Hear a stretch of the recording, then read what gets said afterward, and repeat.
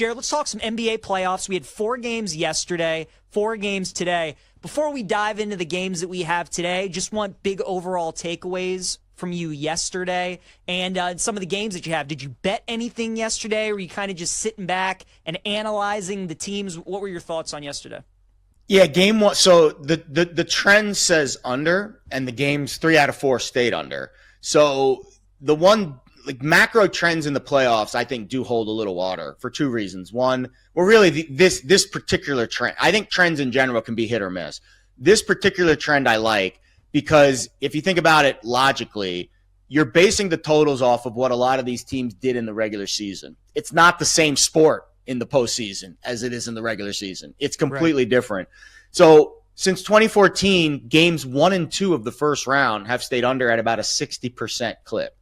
And again, that makes sense, right? You're basing a total off of what teams have done in the regular season, but the rotations tighten up, the defense gets tighter, and the numbers don't fully adjust. It takes a couple of games for the market to catch up to the postseason vibes.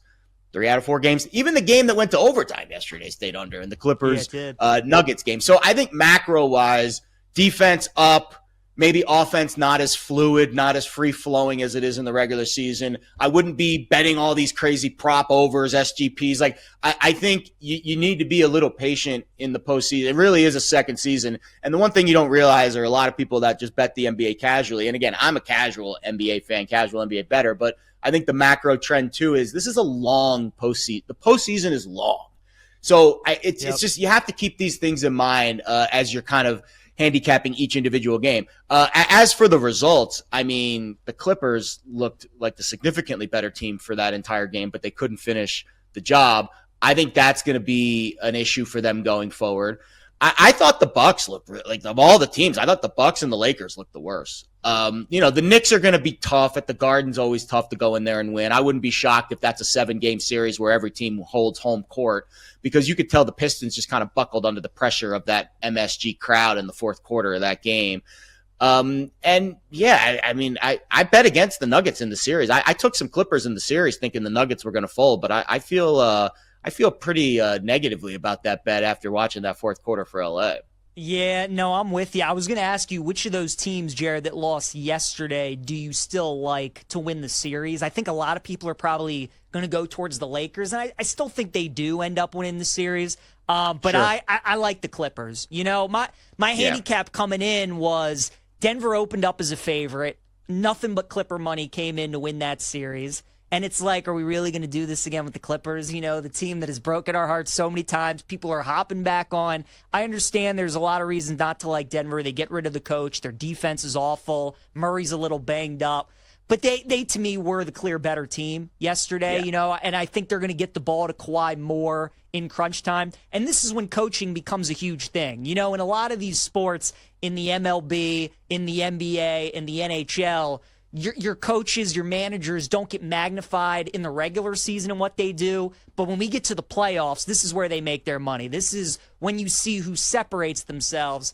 And if Ty Lue's as good of a coach as I think he is, then I think they'll make the proper adjustments. I think they have the better team. So, yeah, I think both LA teams lost yesterday, Jared, but I still think both teams are going to win their series. Yeah, and that's what the number says, right? We saw reopen. I saw Denver -2. Now we're seeing, Clippers -1.5. So the market certainly agrees with you. The NBA, so it's hard for, and we have this problem, maybe not as much you because you're a college basketball junkie, but I have this problem during college basketball season where I'm focused on the NFL up until February, whenever the Super Bowl is, really a couple weeks before, and the games start to really, the volume of the NFL games really starts to decrease in January, and college football pretty much ends. And it's like drinking from a fire hose trying to get up to speed with college hoops in time for March Madness. And, we have time, we have a month really to kind of learn what these teams are. In the NFL or in the NBA, like, I'm learning about these teams during the playoffs, like in the first round, because I haven't really watched a whole lot during the regular season. So it can be a bit of a struggle for me just to, start firing away on a lot of these games. But the market does tend to repeat itself. Like, the market is pretty, telling sometimes when you have a team like the Clippers that are the road team in the series that are favored in the series. You have a game yesterday where they get, I don't want to say de-pantsed in the fourth quarter, but that was a very difficult comeback, I think, for a lot of Clippers fans, Clippers backers. And then the market reopens today, and they're catching more money, and they're a road favorite again. So, again, sometimes the market kind of points you in that direction where you don't necessarily have to be this avid NBA fan. You just have to be a little bit keen on how the markets move, why they move, and when they move. And you can kind of get the sense that, yeah, the Clippers are probably the right side in game 2. I would agree with you. And again, look, anytime you get a game like that where the spread is close, you certainly saw it yesterday with those two teams. Denver was down 15. They come back to win. You just want to bet it live. It's probably a good way of going about it, too. Of all the games yesterday, Jared, that was the one with the most like 9-0 runs, 11-1 run. I mean, there were a lot of runs in that game. And again, because of how good Denver is offensively and how bad they are defensively, I mean, they're going to be prone to a lot of that. So I think that whole series is going to be a really good series to bet live, but especially when the games are in Denver and the spread is pretty tight, might be a good way about betting those games. All right, the games we have today, Jared, we got Grizzlies Thunder tipping off in about 27 minutes. Thunder 13.5-point favorite, open 12.5. They're up to 13.5. Total is 231.5 in this game. I came into the studio this morning and it was 229.5 on BetMGM. Got as high as 232.5. Now we're seeing some resistance. It's dropped back down. I like the Grizzlies team total under in this game, Jared, at 108.5. You have a number one seeded team in OKC. All the pressure is on them. They got home court advantage. They broke the record this year in the NBA in terms of net rating. They're an unbelievable defensive team. I think their big question mark coming into the postseason is certainly their experience, who steps up outside of SGA, and then will they have enough shooting, right, to carry this team throughout the playoffs? And certainly game one nerves. The Grizzlies having a couple games in this playoff atmosphere under their belt already. I think OKC might be a little sluggish to start potentially, but their defense should be elite throughout the game, right? Game one, high intensity, crowd's going to be into it. Ja Morant is still banged up, dealing with some injuries. So I like Grizzlies team total under going on the road. Their offense has been great the first couple games against the Warriors and the Mavs, which I think is why this is inflated a little bit. But they're going up against a different monster today in OKC. I think this total's too high.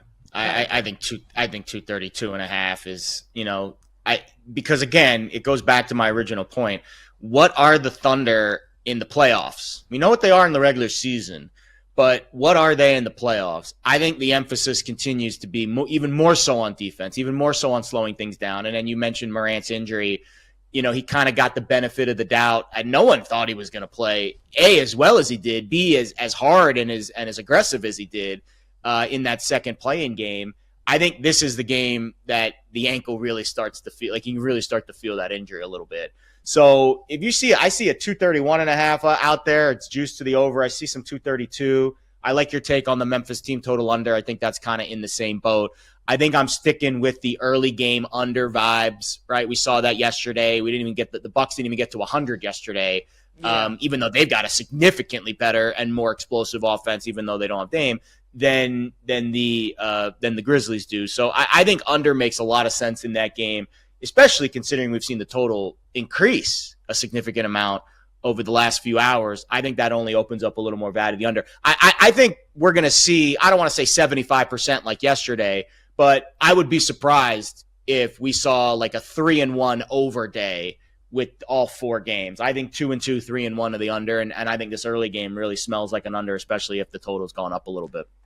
Jared, if this game kind of gets ugly early too, I'd look at some potential alt spreads for OKC as well. If you're any of these three big underdogs today, right? If you're Orlando, if you're Miami, or you're Memphis, your whole goal, your whole objective of these two games is to just get a split. Doesn't matter if it's game one or it doesn't matter if it's game two. You just want to flip the home court back to you for game three.